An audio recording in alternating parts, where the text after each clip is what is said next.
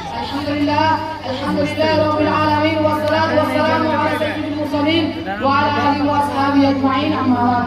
قال الله تعالى أعوذ بالله من الشيطان الرجيم بسم الله الرحمن الرحيم اقرأ باسم ربك الذي خلق خلق الإنسان من علق اقرأ وربك الأكرم الذي علم بالقلم علم الإنسان ما لم يعلम। मोहतरम सदर मजलिस, आसातिज़ा इकराम, दोस्तों और मेरे सामने बैठे हुए अजीज साथियों, आज का दिन हमारे लिए सिर्फ एक तारीख नहीं बल्कि एक एहसास है, एक यादगार जिम्मेदारी है।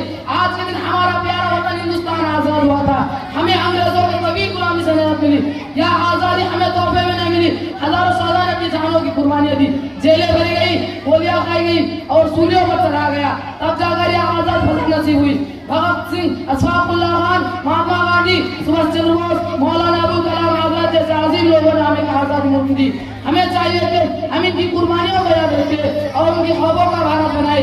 आज हम आजाद है, लेकिन क्या हुआ कि हर शख्स तालीम, इंसाफ और खुशहाली हासिल कर रहे हैं। यही सोचने का दिन है। अब मैं अपनी तकरीर को ऐसे खत्म करना चाहता हूँ। अल्हम्दुलिल्लाह रब्बिल आलमीन। अस्सलामु अलैकुम व रहमतुल्लाहि व बरकातुहू।